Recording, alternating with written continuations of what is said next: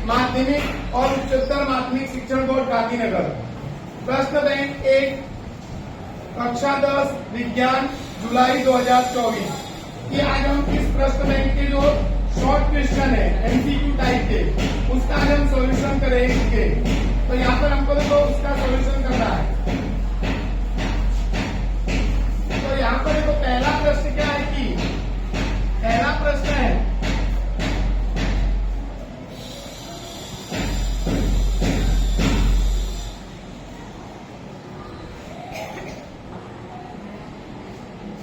अब देखो पहला प्रश्न है कि नीचे दी गई अभिक्रिया के लिए कौन सा विधान असत्य है। देखो यहाँ पर क्या लगता है हमको असत्य विधान बताना है। एक हमको रासायनिक समीकरण दिया है। अब यहाँ पर हमको देखो क्या कह रहा है कि इसके लिए हमको असत्य विधान बताना है। तो यहाँ पर देखो पहला है कि कॉपर अपचयित हो रहा है। तो यहाँ पर कॉपर अपचयित हो रहा है ये कथन गलत है, क्योंकि यहाँ पर अपचयित कौन हो रहा है, तो यहाँ पर कॉपर ऑक्साइड हो रहा है। तो यानी ये कथन हमारा सत्य है। दूसरा देखो यहाँ पर हाइड्रोजन में ऑक्सीजन यहाँ पे जुड़ रहा है, इसलिए ये उपचयित हो रहा है। तो ये कथन सही है, लेकिन पानी उपचयित हो रहा है ये कथन गलत है। इसलिए यहाँ पर देखो असत्य कथन बताना है। तो पहला और दूसरा कथन कैसा है, असत्य है। तो इसलिए यहाँ पर आएगा हमारा ए, पहला और दूसरा। तो यहाँ पर क्या होता है कि पहला और दूसरा, तो यहाँ पर हमारा विकल्प आएगा ए। दूसरा देखो यहाँ पर क्या दिया है कि यहाँ पर एक रासायनिक समीकरण दिया है। यह अभिक्रिया किसका उदाहरण है। तो यह अभिक्रिया किसका उदाहरण है, तो देखो इसका धनायन इसके ऋणायन से जुड़ गया है और इसका धनायन इसके ऋणायन से जुड़ गया है। इसने यहाँ पे बना BOSO को, यहाँ पे बना NaCl। तो इसका मतलब दो अभिकारकों के बीच में आयनों की क्या हुई लेन देन, और दो अभिकारकों के बीच में आयनों की लेन देन हो तो उसको बोलते हैं द्विविस्थापन अभिक्रिया। तो यहाँ पर आएगा द्विविस्थापन अभिक्रिया। तो यहाँ पर आएगा हमारा द्विविस्थापन अभिक्रिया। अब क्या होता है कि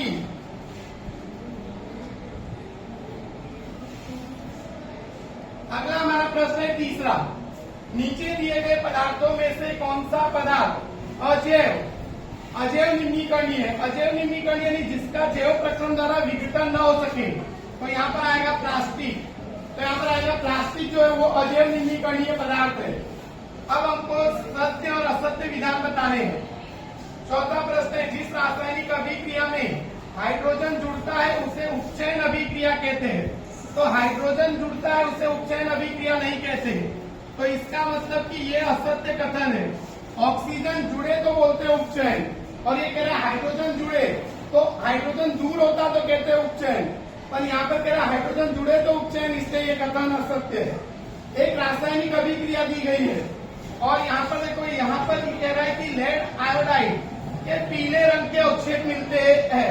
तो लाल देखो यहाँ पर लेड आयोडाइड के पीले रंग के अवक्षेप मिलते हैं, ये कथन सत्य है। तो यहाँ पर हम लिखेंगे ये कथन सत्य है। अगला हमारा प्रश्न है, घास बकरी से उपभोक्ता श्रृंखला में शेर द्वितीय उपभोक्ता है। तो शेर द्वितीय उपभोक्ता कैसे है, देखो ये हो गया हमारा उत्पादक, ये प्रथम उपभोक्ता, ये हो गया द्वितीय उपभोक्ता, और इसने कहा शेर द्वितीय उपभोक्ता है। तो ये कथन भी कैसा है, सत्य है। अगला हमारा आता है बगीचा यह प्राकृतिक पारितंत्र है, यानी नेचुरल इकोसिस्टम है। तो ये कथन भी कैसा है, सत्य है।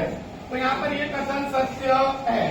अगला है कि रिक्त स्थानों की पूर्ति कीजिए। 8वां प्रश्न है, जिस रासायनिक अभिक्रिया में उत्पाद के निर्माण के साथ साथ ऊष्मा भी उत्पन्न होती है उसे अभिक्रिया कहते हैं। तो यहाँ पर देखो उत्पाद के निर्माण के साथ साथ ऊष्मा उत्पन्न हो रही है, इसलिए इसको ऊष्मा क्षेपी अभिक्रिया कहते हैं। संगमरमर का रासायनिक सूत्र क्या है, तो कैल्शियम कार्बोनेट को बोलते हैं संगमरमर। तो यहाँ पर आएगा CaCO3।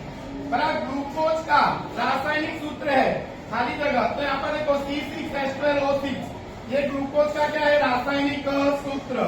तो यहाँ पर आएगा हमारा ग्लूकोज, क्या आएगा, ग्लूकोज। अब क्या करेंगे कि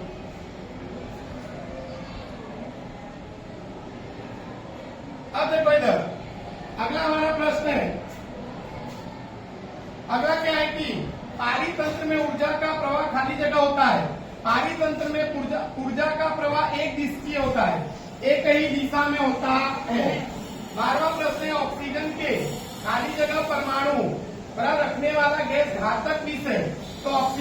3 परमाणु रखने वाला यानी ओजोन घातक विष है। क्या है? घातक विष है। 13वां प्रश्न है, उत्पादक सूर्य में रही प्रकाश ऊर्जा का खाली जगह ऊर्जा में रूपांतर करते हैं। तो प्रकाश ऊर्जा की मदद से वो ग्लूकोज बनाते हैं और ग्लूकोज कैसा पदार्थ है? रासायनिक। तो रासायनिक ऊर्जा में उसका रूपांतर करते हैं। अगला प्रश्न है, संक्षिप्त में उत्तर दीजिए। 14वां प्रश्न, रासायनिक समीकरण को संतुलित करने की विधि को क्या बोलते हैं? तो बोलते हैं heat and trial. Heat and trial कहते हैं। तो यहाँ पर आएगा heat and trial. Heat and trial कहते हैं। एनई 15वां प्रश्न है, यूएनईटी का पूरा नाम बताओ। तो यूएनईटी का पूरा नाम, तो यहाँ पर याद रखना, यू से होगा यूनाइटेड और एन से होगा नेशन और टी से होगा इन्वायरमेंट और पी से होगा प्रोग्राम। तो हम इसको बोलेंगे संयुक्त राष्ट्र पर्यावरण कार्यक्रम। संयुक्त राष्ट्र पर्यावरण कार्यक्रम। तो यहाँ पर होगा हमारा संयुक्त राष्ट्र पर्यावरण कार्यक्रम। फिर देखो यहाँ पर क्या है कि 2 नंबर के प्रश्न पूछे गए हैं, तो ये भी एक बार आप देख लेना। पर यहाँ पर मैं खाली एमसीक्यू का आपको सॉल्यूशन कराता हूँ। तो अगला हमारा सेक्शन बी। सेक्शन बी में भी पूछे गए प्रश्न है एमसीक्यू में। क्या कह रहा है यहाँ पर? पहला प्रश्न है कि एक प्रयोग में प्रथम नली में 2 ग्राम लेड नाइट्रेट का चूर्ण लेकर चिमटे से पकड़कर प्रथम नली को ज्वाला के बराबर ऊपर रखकर गर्म किया जाता है और उसका अवलोकन करते हैं। इस रासायनिक अभिक्रिया के लिए नीचे में से कौन सा विकल्प सही है? तो देखो, हम लेड नाइट्रेट को क्या करते हैं? जलाते हैं। तो लेड नाइट्रेट को जलाते हैं, तो इसमें क्या होता है कि लेड नाइट्रेट को जलाओगे तो क्या बनेगा? तो पहला बनेगा यहाँ पर क्या बनेगा? नाइट्रोजन डाइऑक्साइड, लेड ऑक्साइड और ऑक्सीजन बनता है। तो यहाँ पर देखो, यहाँ पर कह रहा है कि भूरे रंग का धुआं उत्पन्न होता है, कथन सही है। बराबर लेड ऑक्साइड, नाइट्रोजन डाइऑक्साइड और ऑक्सीजन बनता है, ये भी सही है। और यह ऊष्मा वियोजन की अभिक्रिया है, तो ये भी सही है। तीनों सही हो तो आपको लिखने का उपरोक्त सभी। तो यहाँ पर आएगा उपरोक्त सभी। तो यहाँ पर आएगा हमारा उपरोक्त सभी। अब अगला देखो इधर, अगला क्या है कि अगला है निम्नलिखित में कौन आहार श्रृंखला का निर्माण करते हैं? तो देखो, आहार श्रृंखला कौन बनाता है? तो घास, बकरी और मानव। घास, बकरी और मानव। घास को बकरी खाएगी और बकरी को खाएगा मानव। अब यहाँ पर क्या कह रहा है कि एक हमको आकृति दी गई है और इस आकृति पर से हमको बराबर आगे के प्रश्न का उत्तर देना है। तो क्या कह रहा है? रिक्त स्थान की पूर्ति कीजिए। एक आकृति दी गई है और कह रहा है उपरोक्त आकृति में पानी के वियोजन के प्रयोग में एनोड पर कौन सी गैस उत्पन्न होती है? तो याद रखना, एनोड पर ऑक्सीजन गैस उत्पन्न होती है और कैथोड पर हाइड्रोजन गैस उत्पन्न होती है। तो एनोड पर कौन सी गैस उत्पन्न होती है? ऑक्सीजन। तो यहाँ पर आएगा ऑक्सीजन। ऑक्सीजन गैस उत्पन्न होती है। तो यहाँ पर आएगा हमारा ऑक्सीजन गैस उत्पन्न होती है। अगला हमारा प्रश्न है, वसा युक्त अथवा तेलीय खाद्य सामग्री में विकृत गंधिता की घटना खाली जगह के कारण उत्पन्न होती है। तो याद रखने का, उपचयन के कारण उत्पन्न होती है। तो उपचयन के कारण उत्पन्न होती है। अब हमको क्या करना है? यहाँ पर संक्षिप्त में उत्तर देना है। 5वां प्रश्न, आलू के चिप्स की पैकिंग में आलू के चिप्स का उपचयन रोकने के लिए थैली में कौन सी गैस भरी जाती है? तो नाइट्रोजन गैस। नाइट्रोजन गैस भरी जाती है।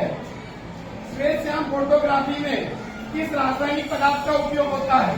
सिल्वर क्लोराइड और सिल्वर ब्रोमाइड का उपयोग होता है। तो सिल्वर क्लोराइड और सिल्वर ब्रोमाइड। 7वां प्रश्न है, लोहे के चूर्ण में बराबर तनु हाइड्रोक्लोरिक अम्ल मिलाने पर कौन सी गैस उत्पन्न होती है? तो देखो, लोहे का चूर्ण है और हाइड्रोक्लोरिक अम्ल मिला है, तो यहाँ पर बनेगा, क्या बनेगा? आयरन क्लोराइड और हाइड्रोजन गैस उत्पन्न होती है। तो हाइड्रोजन गैस उत्पन्न होती है। तो यहाँ पर आएगा हाइड्रोजन गैस उत्पन्न होती है।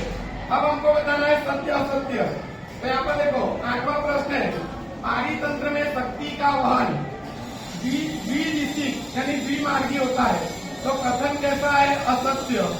असत्य कथन है, क्योंकि अभी हमने पढ़ा कि शक्ति का वहन एक मार्गी होता है। द्विमार्गी होता नहीं है। 9वां प्रश्न है, पारितंत्र में जैव और अजैव घटक का समावेश होता है, तो कथन सत्य है। जैव और अजैव घटक का समावेश होता है। 10वां प्रश्न है, ओजोन का अणुसूत्र क्या है? O4। O4 नहीं है, O3 है। इसलिए कथन कैसा है? असत्य। तो यहाँ पर आएगा ये कथन असत्य है। फिर हमारे यहाँ पर देखो, अब हमारा जाता है सेक्शन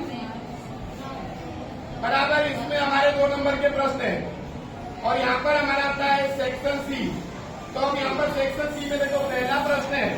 पहला प्रश्न क्या है कि यदि हम एक कोटि स्तर के सभी सजीवों को क्या करें? समाप्त कर दे तो क्या होगा? तो देखो, नीचे के कोटि स्तर की संख्या बढ़ेगी, तो ये कथन सही है, नीचे के कोटि स्तर की संख्या बढ़ेगी। बाकी तीनों कथन इसके लिए कैसे असत्य। दूसरा प्रश्न है, नीचे में से वैश्विक समस्या कौन सी है?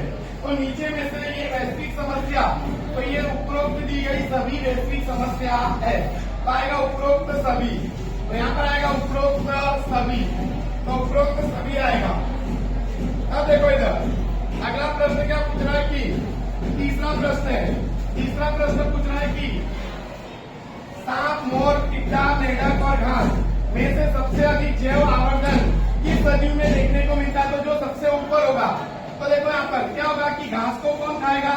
तो घास को टिड्डा, टिड्डा को कौन खाएगा? मेढक, मेढक को कौन खाएगा? सांप, सांप को कौन खाएगा? मोर। तो सबसे ऊपर कौन हुआ? मोर। इसलिए यहाँ पर मोर में सबसे ज्यादा जैव आवर्धन की घटना देखने को मिलती है। चौथा प्रश्न है हमारा। चौथा प्रश्न क्या है कि चौथा प्रश्न देखो इधर, चौथा प्रश्न है हमारा कि चौथा प्रश्न देखो क्या दिया है। चौथा प्रश्न दिया है कि दिए गए चित्र में पिरामिड में विभिन्न कोशी स्तर दर्शाए गए। खाली जगह कोशी स्तर में सबसे अधिक ऊर्जा प्राप्त होती है, तो सबसे नीचे वाले कोशी स्तर में सबसे ज्यादा ऊर्जा प्राप्त होती है, इसलिए आएगा यहाँ पर T1। तो यहाँ पर आएगा हमारा T1, तो यहाँ पर आएगा हमारा T1, तो T1 आएगा।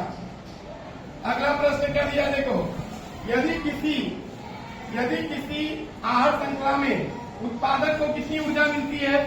5000 किलो जूल, तो तीसरे कोशी स्तर को कितनी मिलेगी? तीसरे कोशी स्तर को कह रहा है, तो ये देखो ये हमारा प्रथम कोशी स्तर हो गया। इसके ऊपर वाले को इसका 10% मिलता है, 10%, तो इसका 10% होगा 500। अगर में ये दूसरे वाले को मिलेगा और इसका 10% इसको मिलता है, तो इसका 10% होता है 50, तो यहाँ पर आएगा 50। तो तीसरे कोशी स्तर वाले को कितनी मिलेगी? 50 किलो जूल ऊर्जा मिलती है। तो तीसरे वाले को मिलती है 50 किलो जूल ऊर्जा मिलती है। अब यहाँ पर देखो सत्य असत्य बताना है। बागायत करना ये पर्यावरण के लिए नुकसानकारक प्रवृत्ति है, तो असत्य है, बराबर असत्य है। 7वां प्रश्न है, अपमार्जक पर्यावरण के सफाई कामदार होते हैं, तो ये कथन सत्य है। 8वां प्रश्न है, प्लास्टिक जैव निम्नीकरणीय पदार्थ है, तो प्लास्टिक ये अजैव निम्नीकरणीय पदार्थ है, इसलिए ये कथन असत्य है, ये कथन असत्य है। एक स्थलीय पारितंत्र में हरे पौधे की पत्तियां प्राप्त होने वाली सौर ऊर्जा का 10% कह रहा है, 10% आएगा, यहाँ पर 1% आएगा, खाद्य ऊर्जा में रूपांतर करता है, तो ये कथन भी कैसा है? असत्य है, तो ये कथन असत्य है। अगर देखो हमारा रिक्त स्थानों की पूर्ति कीजिए, ताप, वर्षा, वायु, मृदा, खनिज इत्यादि पारितंत्र के कैसे घटक है? तो देखो ये सब निर्जीव घटक है, तो अजैव घटक है। कैसे घटक है? अजैव, तो अजैव घटक है। 11वां प्रश्न है, पारितंत्र में स्थित आहार श्रृंखला के प्रत्येक चरण अथवा कड़ी को खाली जगह कहते हैं, तो कोशी स्तर कहते हैं, तो यहाँ पर आएगा कोशी स्तर कहते हैं। 12वां प्रश्न है, ओजोन स्तर में कमी के लिए मुख्य जवाबदार कारक कौन है? CFC मुख्य जवाबदार कारक है, तो यहाँ पर आएगा हमारा CFC बराबर मुख्य जवाबदार कारक है। अगला हमारा एक वाक्य में उत्तर देना है, अब एक वाक्य में उत्तर देना है। CFC का पूरा नाम क्या है? CFC का पूरा नाम है क्लोरोफ्लोरोकार्बन, क्लोरोफ्लोरोकार्बन, तो यहाँ पर आएगा क्लोरोफ्लोरोकार्बन। अगला देखो क्लोरोफ्लोरोकार्बन आएगा। अब क्या कह रहा है? अगला है 15वां प्रश्न। 15वां प्रश्न है कि मनुष्य में त्वचा के कैंसर के लिए बराबर कौन से विकिरण जवाबदार है? तो यहाँ पर आएगा यूवी विकिरण जवाबदार है, यानी पराबैंगनी विकिरण जवाबदार होते हैं। तो पराबैंगनी विकिरण उसके लिए क्या होते हैं? जवाबदार। तो ये थे हमारे बराबर जुलाई के प्रश्न बैंक का हमारा सॉल्यूशन था एमसीक्यू का। अगर आपको ये वीडियो पसंद आई हो तो वीडियो को लाइक कीजिए और ज्यादा से ज्यादा विद्यार्थियों को शेयर कीजिए और चैनल को सब्सक्राइब कीजिए। थैंक यू, धन्यवाद।